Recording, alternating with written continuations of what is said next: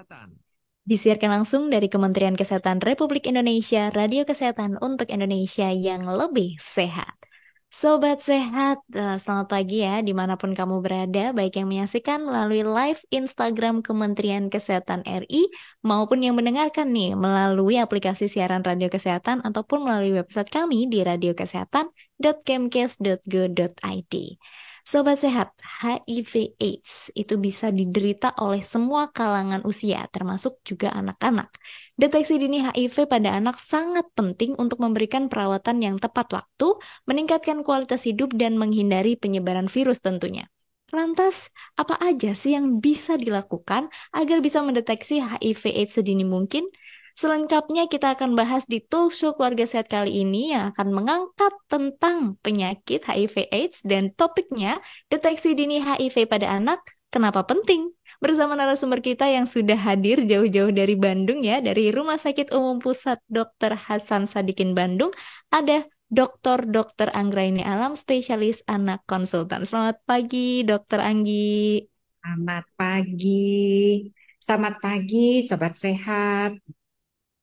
Gimana kabarnya hari ini, Dok? Sehat? Alhamdulillah, baik-baik saja. Baik. Oke, siap ya dok. Kita hari ini akan ngobrol banyak mengenai HIV/AIDS karena kebetulan banget hari ini bertepatan dengan Hari AIDS sedunia ya kalau nggak salah dok ya. Benar sekali, yang dirayakan pada tanggal sebetulnya esok hari, tetapi tidak mengapa. Kita justru tandanya bersemangat ini, sobat Iya. sehat, mau untuk mendengarkan terkait dengan HIV anak. Oke, benar sekali. Nah, mungkin dok, kita kan sudah sering nih dok mendengarkan kalau mengenai HIV/AIDS itu banyak banget sudah informasi. Nah, Tapi mungkin bisa kita samakan perspektif lagi ya dok ya. Sebenarnya HIV/AIDS itu penyakit seperti apa sih dok? Oke, kalau kita bicara terkait dengan HIV, jadi apabila kita mendengar kata HIV, sebenarnya ini sudah lama diketahui. Sejarahnya pertama kali diketahui memang asalnya di Amerika kok ada yang sakit ya tahun 81. Setelah dipelajari, oh itu sebabnya karena virus yang awal masuk dengan infeksi paru tahun 81 di Amerika. 1982 mulai diperkenalkan AIDS, yaitu suatu keadaan yang betul-betul kondisi lemah dari HIV. Jadi HIV itu kalau ada 4 stadium, 1, 2, 3, 4, yang 3 dan 4 yang berat ini kita katakan AIDS. Oke. Itu asal mulanya. Nah, suatu virus yang bila mana masuk ke dalam tubuh, dia akan menekan seluruh kemampuan tubuh manusia untuk melawan penyakit, Hmm. untuk melawan suatu kuman, apapun itu yang masuk, tidak mampu badan kita melawan, menindaklanjuti. Apalagi penyakit masuk akan dibasmi, nggak mampu. Lemah sekali kondisi tubuhnya akibat virus HIV.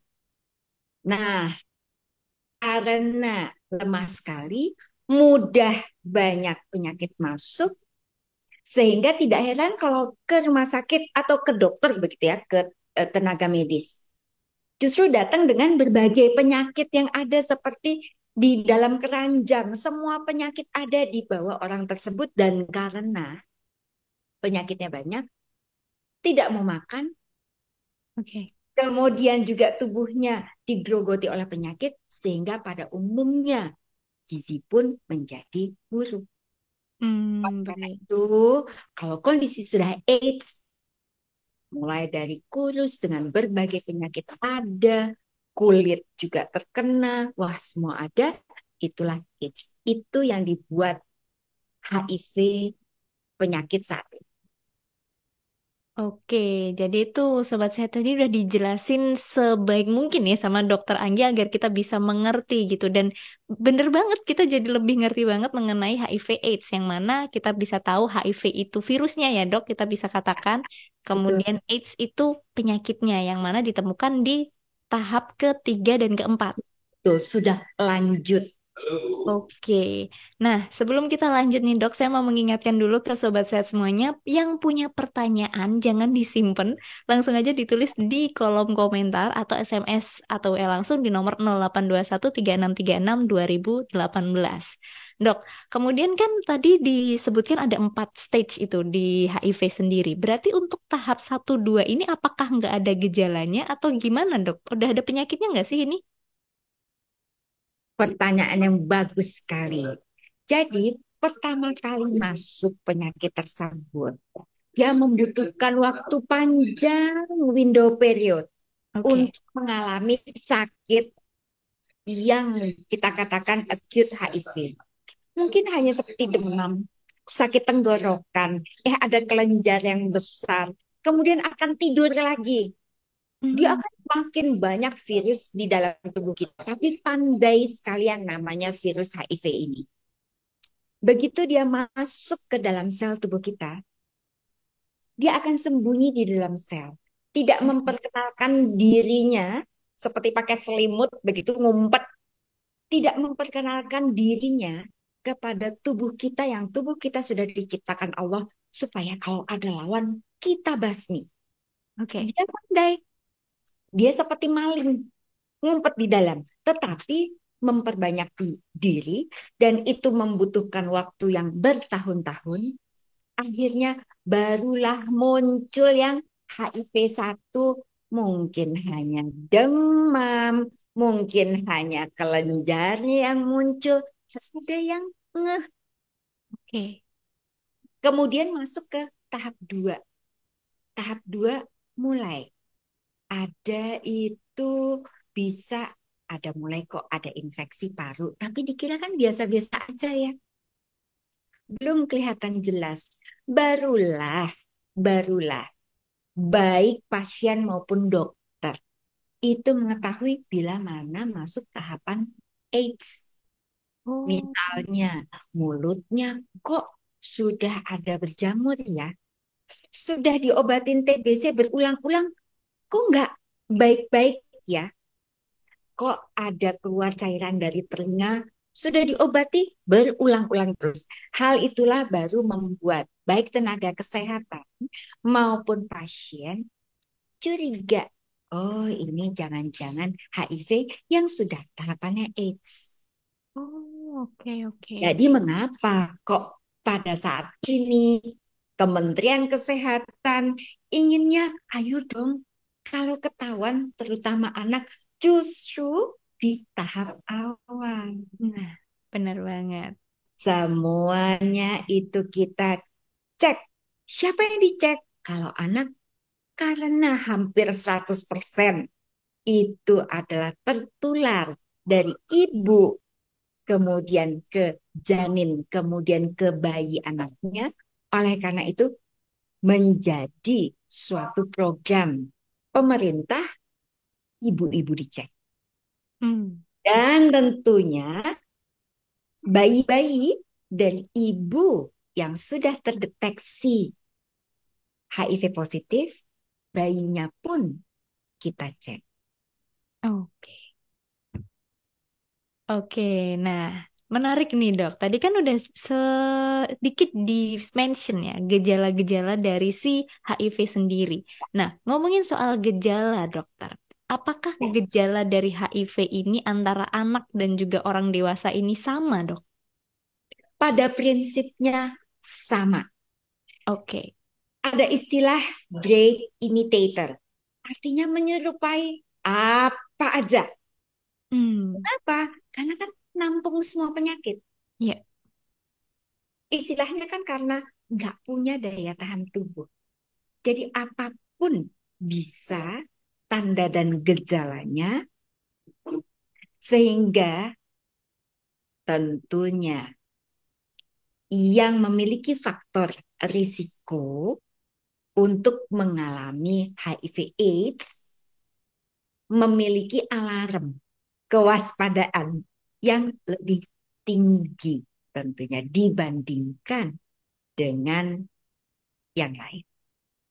Oke, nah ada sudah dimention juga nih faktor resiko. Memangnya kalau di anak-anak sendiri, dok, faktor resiko seorang anak ini bisa mengalami AIDS itu apa? Dan gimana sih anak-anak ini tuh bisa tertular? Mereka kan tidak mungkin dong ya aktif secara seksual gitu, karena kita selalu punya mindset atau orang-orang tuh selalu punya pemikiran bahwasanya HIV ini hanya bisa tertular lewat hubungan seksual mungkin atau jarum-jaruman gitu. Mungkin bisa dijelaskan, dok. Nah, benar sekali. Kalau kita bicara anak, kita akan bicara suatu spektrum usia yang luas, Oke, mulai sejak lahir sampai dia berusia ulang tahun ke 18. oke. Apabila bicara anak-anak, terutama yang bayi, maka faktor risikonya adalah ibu yang terinfeksi HIV. Mereka lah yang harus kita kelola dengan baik. Apabila ibunya HIV, kita upayakan agar tidak terinfeksi. Kita tekan di bawah 2 bayi dari 100 kelahiran ibu yang HIV, kita bisa selamatkan. Nggak bisa Oh, nol. Semua juga nggak bisa nol. Tapi kita berupaya mengurangi dari 100 bayi yang lahir dari ibu HIV, kita tekan menjadi kurang dari 2 untuk kemungkinan infeksi. Dengan tata cara apa? Mulai pada saat ibu hamil, minum dong obat HIV-nya, anti HIV-nya secara baik dan teratur sesuai dosisnya. Kemudian pada saat persalinan, kita upayakan apabila memungkinkan itu sesar. Bila tidak memungkinkan, tentunya ada suatu tata cara yang bisa kita lakukan. Kemudian bayinya segera diberikan obat profilaksis pencegahan untuk HIV dan sudah ada di peraturan Menteri Kesehatan dan juga ada di PNPK Kementerian Kesehatan pemberian susu formula apabila memungkinkan. Bila tidak memungkinkan, maka silakan ibu memberikan ASI kepada bayinya. Nah, bila semua itu kita lakukan, maka insya Allah dari 100 kelahiran anak dari ibu HIV kurang dari 2. Tentunya masing-masing apabila tidak kita kerjakan, maka kemungkinan tersebut persentasenya untuk mengalami infeksi dari ibu ke anak akan meningkat. Sebagai contoh misalnya, oke, diberikan ASI, ibunya itu tetap minum obat, bayinya tetap minum obat, maka kemungkinannya dari 100 anak yang lahir dari ibu HIV, maka kemungkinannya sekitar 5 potensial bayi terinfeksi. Sebagai contoh begitu. ya. Oke, jadi untuk faktor risiko terbesar dari seorang anak ini bisa terkena HIV karena dari ibunya. Karena kan kalau bayi ya nggak mungkin dong ya aktif secara seksual, kemudian menggunakan jarum-jarum suntik bergantian kan nggak mungkin. Jadi dari orang tua gitu. Tapi tadi sudah dijelaskan juga nih sama Dokter Anggi apabila ada diperlukan atau diberikan penanganan yang tepat, tentunya angka-angka penularan tersebut bisa jauh ditekan. Seperti itu. Benar sekali. Dan ada satu lagi, saya katakan Ya. tadi, spektrum usia anak itu luas. Oke. Sehingga tidak heran, hati-hati apabila apa faktor risiko lain. Anak remaja sekarang Oh sudah iya. mulai untuk risiko tinggi hubungan seksual. Oke. Baik hetero maupun sesama jenis tentunya. Kemudian juga ingin coba-coba itu pakai obat-obatan suntik sehingga ada kemungkinan tular. Dan nah ini yang paling menyedihkan. apabila ada suatu kekerasan seksual. Oh, Dan inilah yang kita temukan pada anak-anak. Dan kemudian pelakunya kebetulan juga terinfeksi HIV. Tidak jarang kita temukan. Nah, hal-hal tersebutlah yang memang betul-betul kita apa ya harus jaga. Bagaimana dengan transfusi? Transfusi itu sebetulnya sudah sejak lama, bahkan mungkin tahun 1990-an ya. PMI, Palang Merah Indonesia itu sudah mampu untuk menapis HIV dari eh, transfusi-transfusi orang-orang yang donor. Nah, namun namanya juga kemampuan ya, namanya juga suatu kemampuan. Apabila kebetulan, kebetulan, yang donor darah kan kalau yang HIV upayakanlah tidak donor darah begitu ya. Namanya juga kita takut sharing itu. Tidak ada alat-alat yang 100% benar mutlak. Mutlak itu cuma punya Tuhan. Nah, kalau ternyata berperilaku risiko, si virusnya itu baru masuk nih, baru masuk virusnya. Kemudian mendonorkan darahnya. Nah, di situ yang sering kali tidak tertangkap dalam penapisan PM. Jadi sudah sangat baik. Namun itulah namanya penapisan, apalagi kalau masih di awal, itu masih luput. Jadi oke. masih bisa hal tersebut. Terima kasih. Oke, nah itu tadi sobat saya tuh udah dijelasin banget karena spektrum anak luas dan anak-anak sekarang kan juga terpapar dengan berbagai media sosial dan sebagainya. Maka dari itu memang diperlukan perhatian lebih khusus lagi nih untuk anak-anak remajanya agar tidak terjerumus ke perilaku-perilaku berisiko. Salah satunya seks bebas, penggunaan zat terlarang, dan juga tadi sudah dijelaskan oleh Dokter Anggi ya. Kemudian dokter, kalau kita bicara soal anak pasti nggak lepas juga dari ibunya ya, karena tadi udah Nah, dijelaskan kalau untuk anak-anak bayi, anak-anak kecil kan lagi-lagi pasti kemungkinan faktor risiko terbesar tertular dari ibu. Yang mana benar. ada nih data dari Kemenkes dokter jumlah ibu rumah tangga yang terinfeksi HIV itu mencapai 35%. Sebenarnya apa sih dok yang menyebabkan banyaknya ibu rumah tangga itu kok bisa tertular HIV dan angkanya kok tinggi sekali gitu, bisa kita katakan seperti itu. Oke, kalau kita bicara secara epidemiologi, Indonesia itu kejadian HIV-nya jauh di bawah Afrika Sub-Saharan.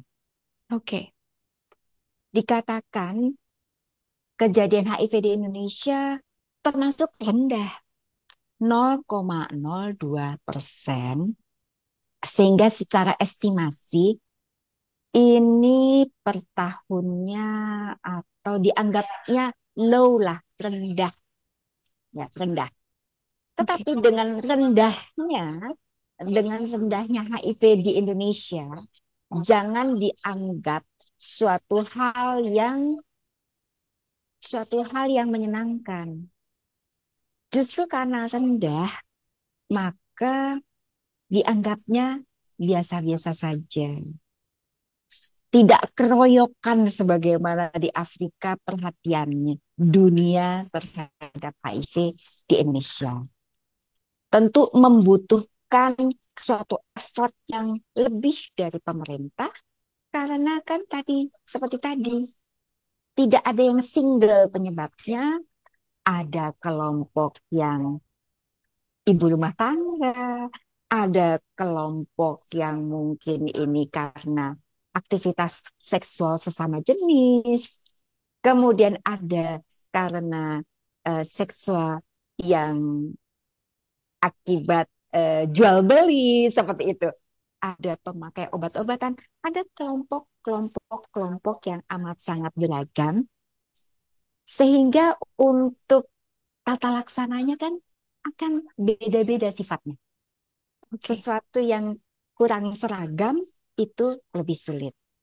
Nah, mengapa kok ibu rumah tangga ini terkena memang demikian? Tidak bisa tidak, pada umumnya akibat pasangan beliau-beliau ibu rumah tangga, tidak juga menutup juga memang ibu rumah tangganya yang terkait aktivitas seksual ibu, jadi berisiko untuk mengalami infeksi. Oke, seperti itu Sobat Sehat. Tadi jelasin kenapa sih kok ibu rumah tangga ini masih memegang ini ya, angkanya kok tinggi banget. Tadi udah jelasin lengkap banget nih sama dokter Anggi. Dan dokter, kalau terkait penularannya ke anak sendiri, sebenarnya kenapa juga angka penularan dari ibu ke anak ini masih menyumbang kalau dari datanya ya dok, sekitar Ya, 20-45% gitu dari seluruh sumber penularan HIV.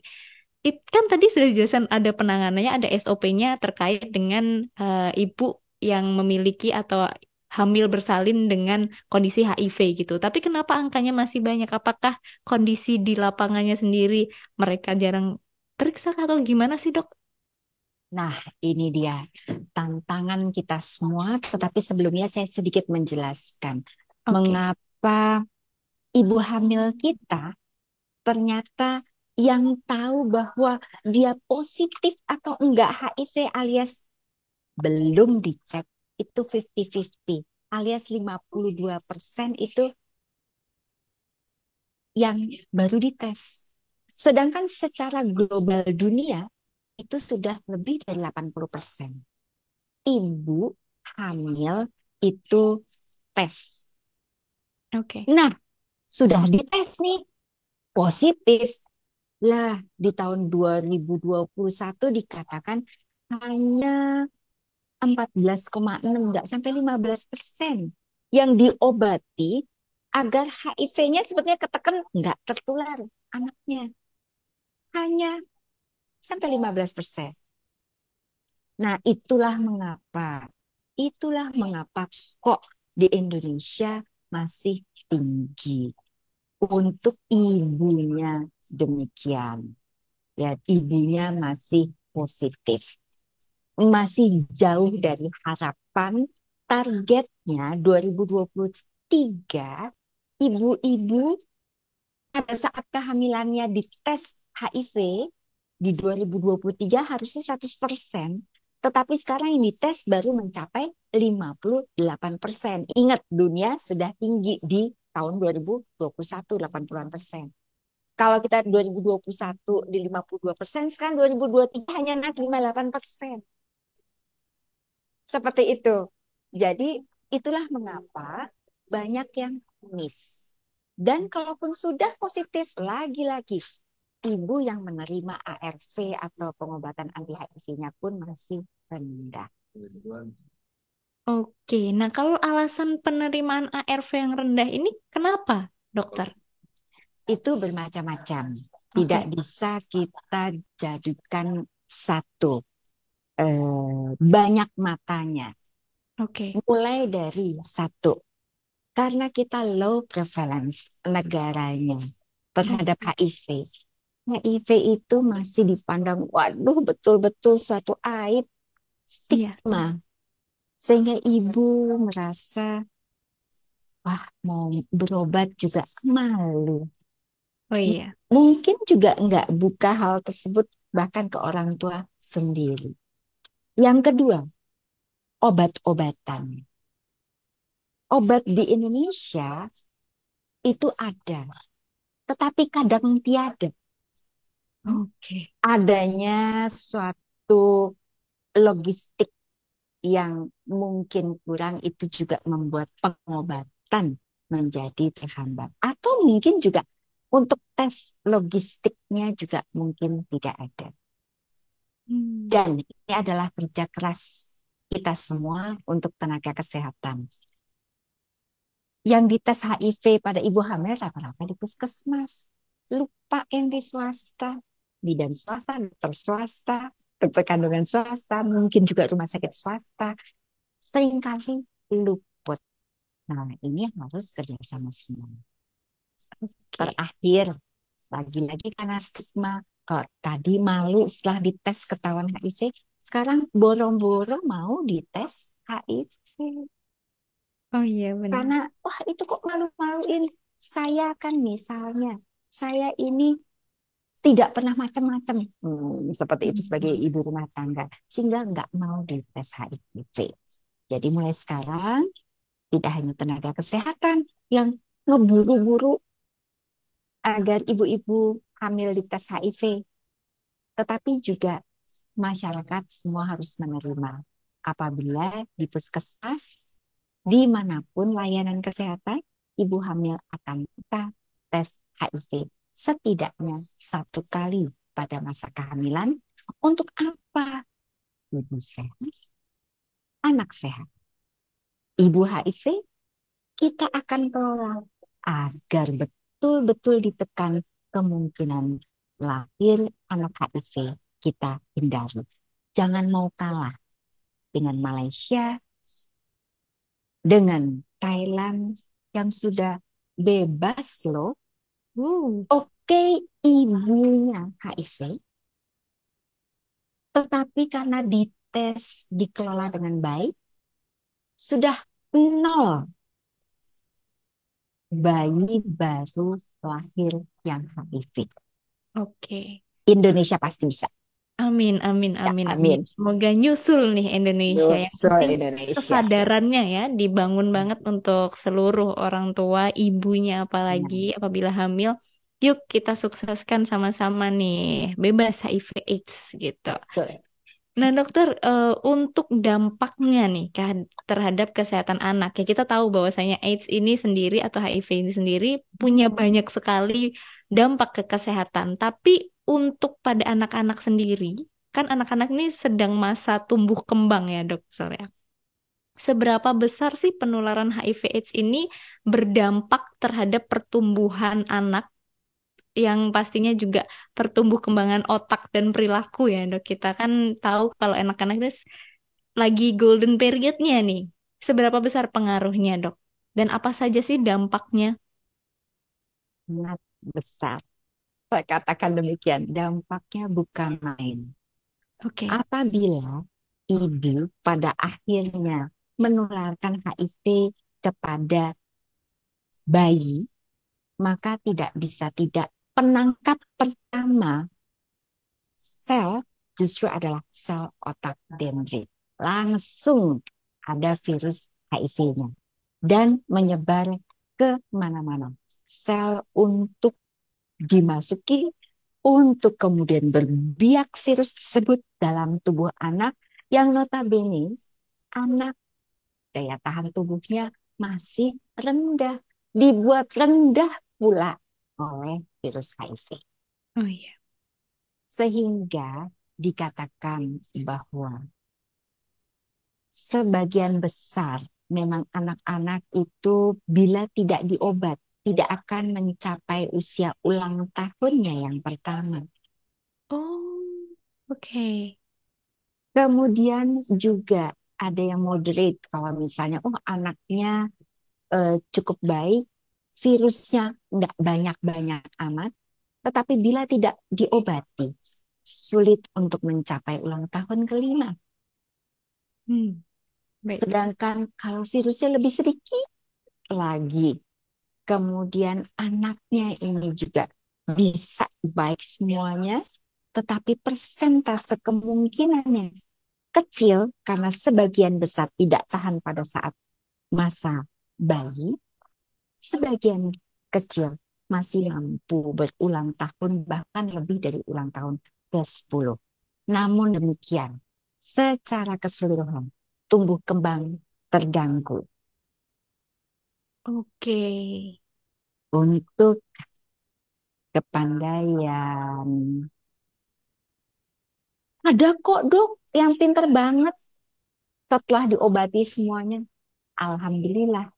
Tapi istilahnya mungkin harusnya masuknya itu akselerasi, saking pinternya. Iya. Ini jadinya oke, juara bisa.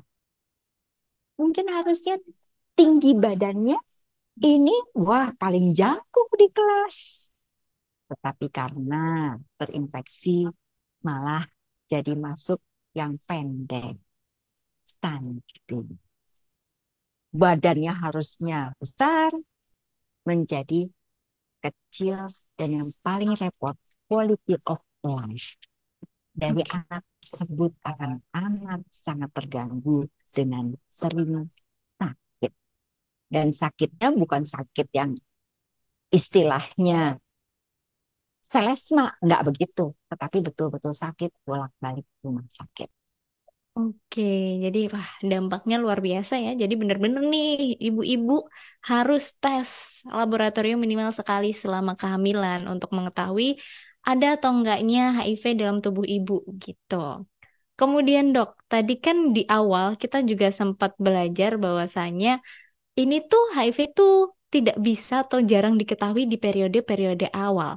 Lantas ada nggak sih dok yang bisa kita lakukan untuk upaya pendeteksian dini penyakit HIV ini khususnya di kalangan anak-anak? Dan kapan kiranya sebagai orang tua ini bisa mengajak anak kita ke dokter untuk melakukan pemeriksaan gitu? Seorang anak sebenarnya boleh dikatakan langganan posyandu, Oh iya, puskesmas, melengkapi imunisasi, melengkapi penimbangan serta mengukur tinggi badannya setiap kali. Itu adalah suatu opportunity, kesempatan mengetahui.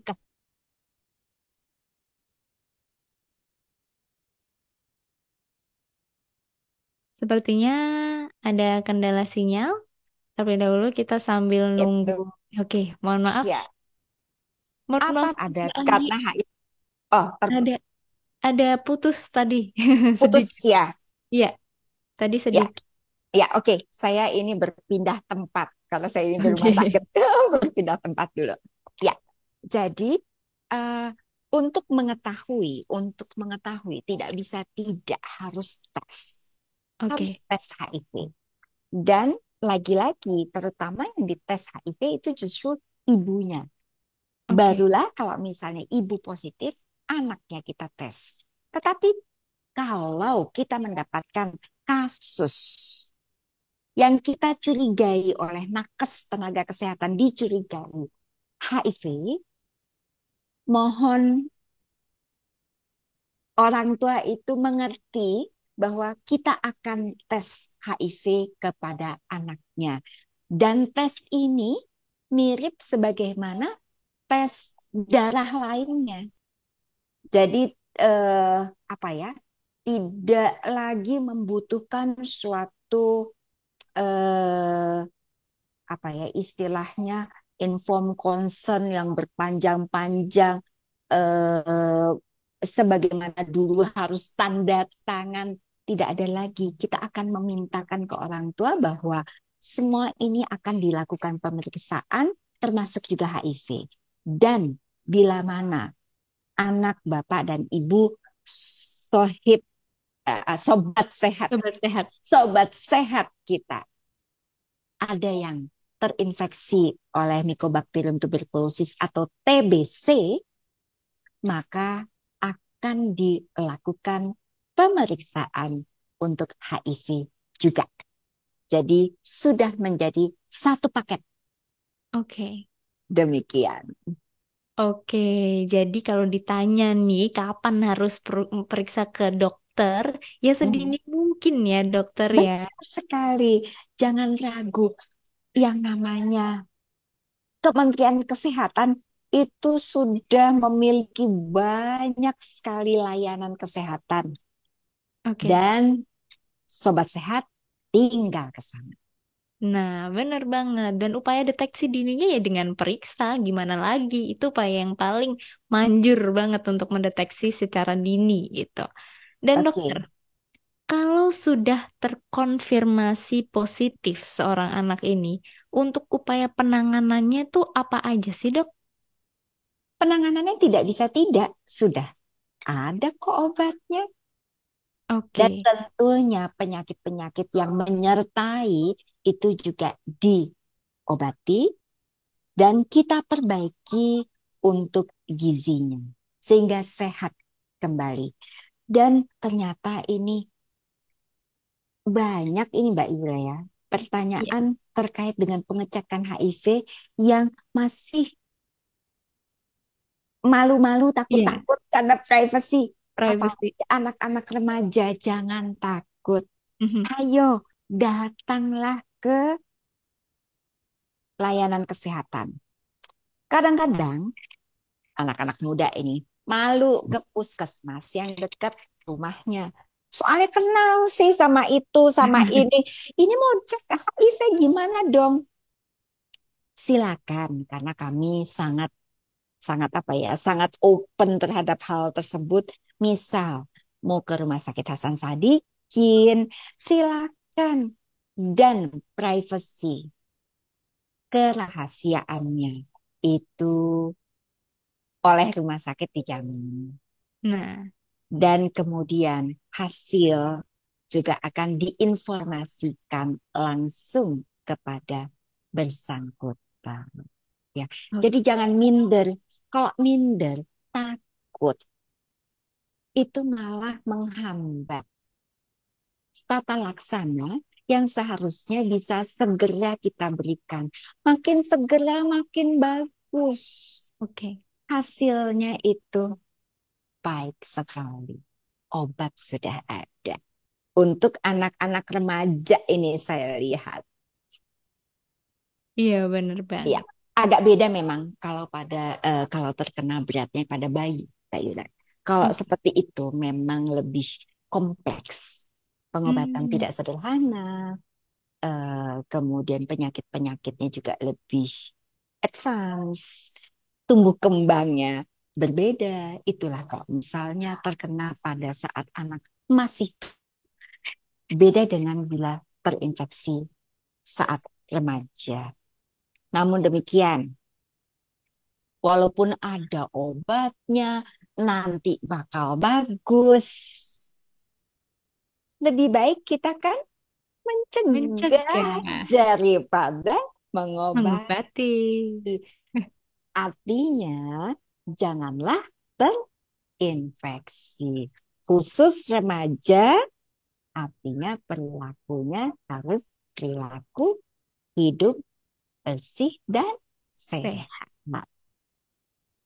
Oke, nah itu tadi. Jadi jangan coba-coba dan obatnya itu seumur hidup ya, Dok, diminumnya kalau obat ARV ya kalau nggak salah. Benar sekali. Jadi pemberian obatnya itu seumur hidup. Nah, Mengapa demikian? Karena dia tetap berada di dalam sel ya, kita. Harus kita tekan. Jadi mirip seperti orang diabetes. Mirip seperti yang punya penyakit seperti hipertensi. Obat harus di- diminum terus seumur hidup. nah, nggak mau Dengan kan? alasan yang berbeda, tapi ya, dengan Oke. alasan yang berbeda, yaitu terinfeksi virus. Oke, nggak mau kan? Harus minum obat tiap hari, jadi ya lebih baik menghindari. Dokter, Betul. sebelum kita ke pertanyaan dari pendengar, mungkin yang Ya, terakhir ya, dokter ya. ya. Bagaimana sih peran orang tua sendiri dan juga lingkungan sekitar untuk bisa memberikan dukungan, kita bisa katakan ya, kepada anak untuk bisa hidup berdampingan dan bersosialisasi gitu dengan HIV/AIDS. Apalagi kalau anak yang dengan HIV/AIDS kan pasti sekarang pun ya pasti ada pembulian dan sebagainya. Gimana sih kita bisa memberikan dukungan, Dok?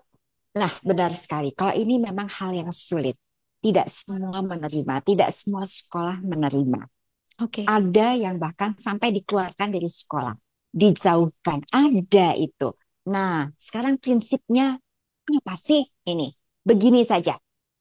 Yang namanya HIV/AIDS, penularannya adalah dari cairan tubuh. Nah, terutama darah dan semen. Semen itu cairan sperma. Dua itu utama. Hampir tidak menular via keringat dan air mata. Oke. Ya, jadi artinya main bareng, olahraga, saya jangan ada berdarah begitu ya. itu adalah hal yang bukan merupakan suatu risiko penularan HIV AIDS, HIV. Tidak. Bagaimana dengan misalnya ini remaja nih, ciuman, Mhm. liur itu amat sangat-sangat rendah. Tapi ya jangan sampai berdarah, kasarnya seperti itu. Dan jangan sampai ada luka di sekitar mulut kita.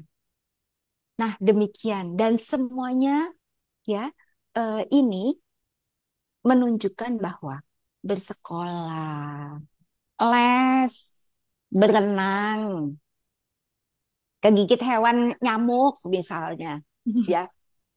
Walaupun ya jangan ya, misalnya bareng-bareng alat makan ya sekarang kan udah enggak ya. Tapi kalau yang lain-lain itu oke, tapi ya bareng-bareng handuk sama-sama ya janganlah. Udah begitu istilahnya kan seperti itu. Itu kan untuk PHBS ya jangan. Tetapi kalau ditanya apakah menularkan HIV, sumber penularan tertinggi. Lagi-lagi darah dan semen, Oke. cairan sperma.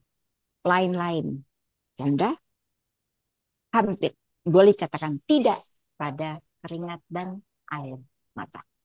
Oke, jadi sebagai orang yang juga manusia ya, manusia sosial, Ya, ya, kita harus bisa memberikan dukungan nih pada mereka agar kualitas hidup mereka pun juga meningkat gitu. Jangan sampai betul. terjadi pembulian. Nah, Betul, sobat sehat. Makanya saya nomor satu menunjukkan bagaimana sih cara penularannya agar nggak usah dibully. Dan benar, namanya juga, kalau itu karena kelakuan yang risiko tinggi, malah kalau kita rangkul akan mengembalikan ke jalan yang benar. seperti itu.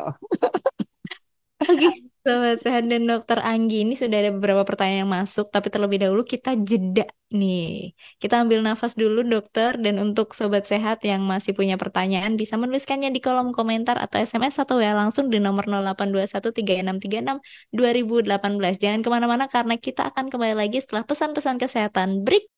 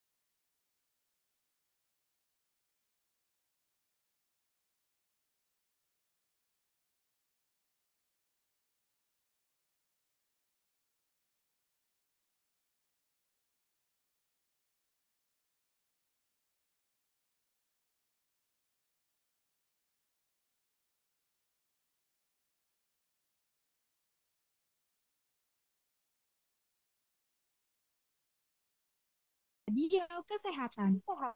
Disiarkan langsung dari Kementerian Kesehatan Republik Indonesia, Radio Kesehatan untuk Indonesia yang lebih sehat. Sobat Sehat, balik lagi nih di Talk Show Keluarga Sehat yang masih membahas tentang deteksi dini HIV pada anak. Kenapa penting? Bersama narasumber kita, yakni Dr. Anggraini Alam, spesialis anak konsultan dari RSUP Dr. Hasan Sadikin, Bandung. Dokter, ini sudah ada banyak banget pertanyaan, tapi kita kayaknya nggak bisa jawab semuanya ya. Mungkin ada beberapa. Yang pertama dari WA nih, Dok. Ya, Ada namanya tidak disebutkan. Selamat pagi, Kak. Oh, ini ada namanya ternyata. Ada Kak Indira, izin bertanya. Tadi sempat menjelaskan HIV di stadium 1 gejalanya demam dan timbulnya mm-mm. kelenjar. Apakah Ya, hanya demam biasa atau bagaimana? Karena menurut saya sulit sekali untuk mendeteksi sebelum ke stadium lanjutan. Nah, jika seandainya sudah terdeteksi dan masih di stadium 1, apakah bisa virus ini dimusnahkan atau apakah bisa sembuh total? Terima kasih. oke, sobat sehat. Saya ini Indira itu bisa Mas bisa Mbak. Iya, benar. Sehingga terkait dengan memang betul sulit sekali menerka bila mana ada demam tinggi, kayak flu aja, tenggorok, nggak enak, lemes, infeksi virus lah begitu sebagai HIV.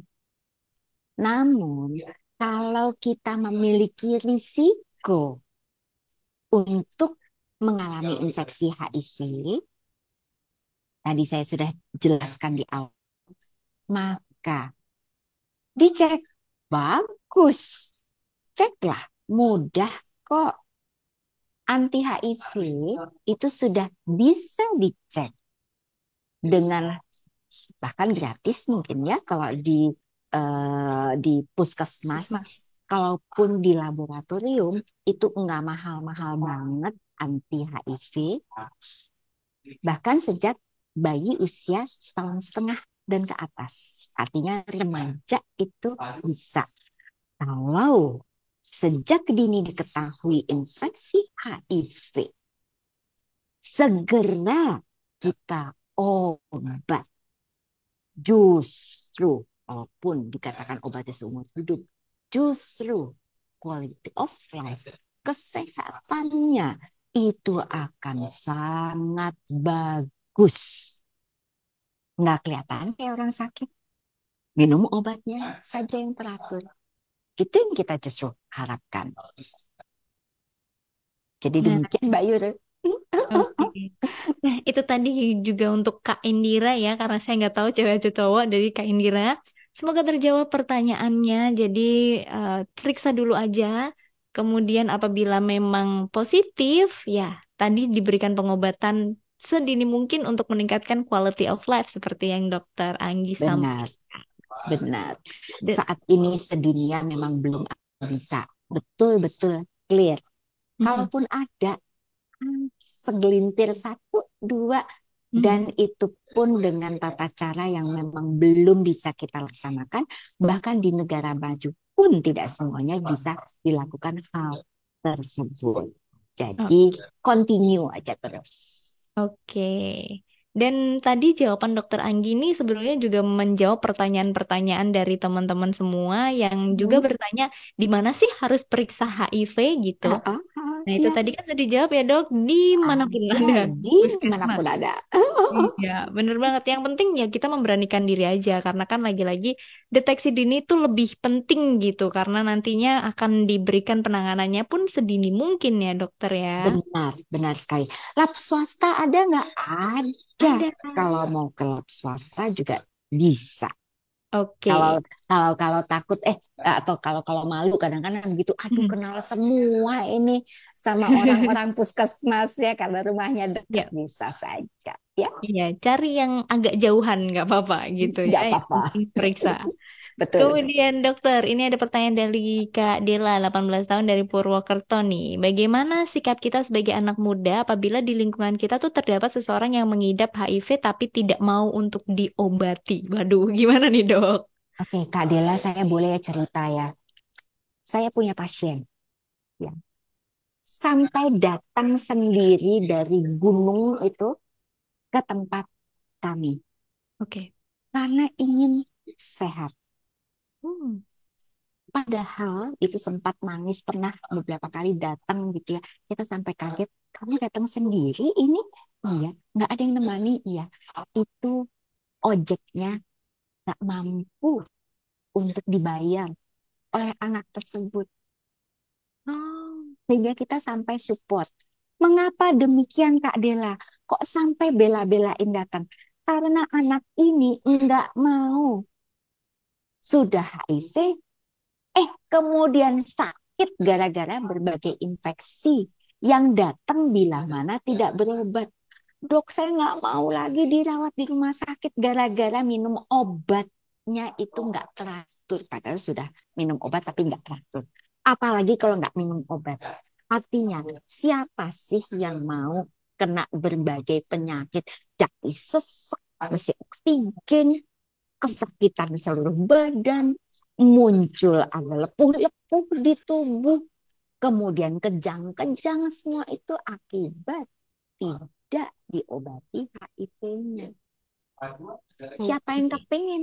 Jadi dibela-belain, biarin deh datang minta obat, diberikan obat, kepingin berobat teratur agar jangan sakit.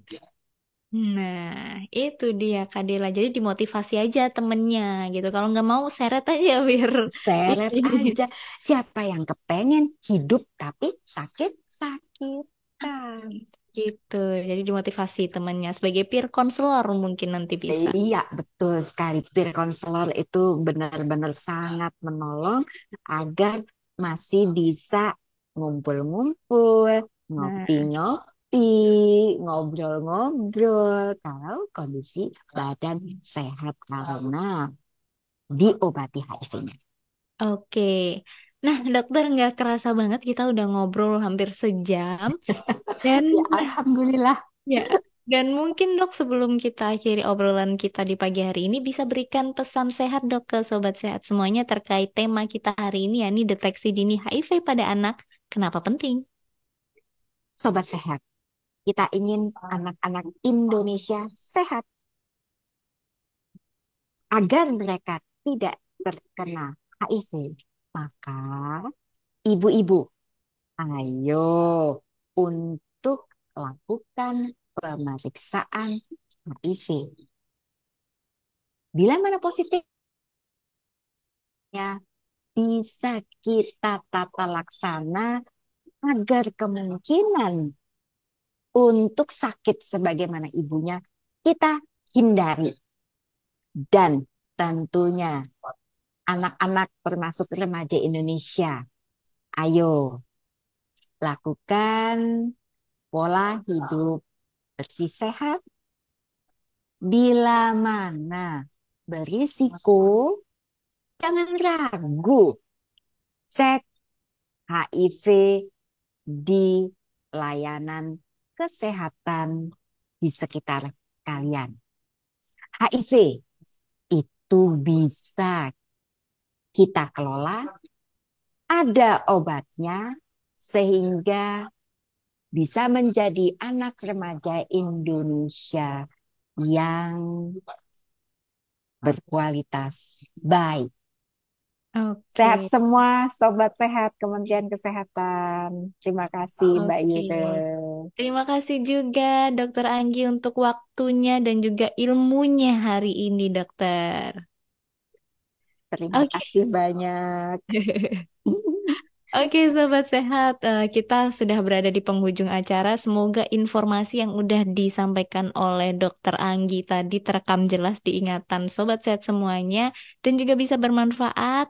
Tentunya juga ini ada yang terima kasih nih Dok dari KI Kurnia Ningsi 1607. Terima kasih dokter dan Kemenkes atas edukasinya katanya. Oke, sama-sama ya Kak gitu. Dan lagi-lagi saya terima kasih juga ke Sobat Sehat yang sudah mendengarkan dari pukul 9 tadi hingga 10 ini. Mohon maaf apabila ada pertanyaan-pertanyaan yang belum sempat saya bacakan karena waktu kita terbatas. Kapan-kapan mungkin bisa langsung mengunjungi Dokter Anggi di Hasan Sadikin ya. Iya, untuk ngobrol-ngobrol langsung gitu. ditunggu, welcome. Supaya unek-unek terkait dengan HIV bisa kita atasi. Dengan senang hati, Sobat Sehat. Oke, Sobat Sehat, akhir kata saya Yura Aurelia dan juga Dokter Anggi pamit undur diri. Sampai jumpa dan salam sehat.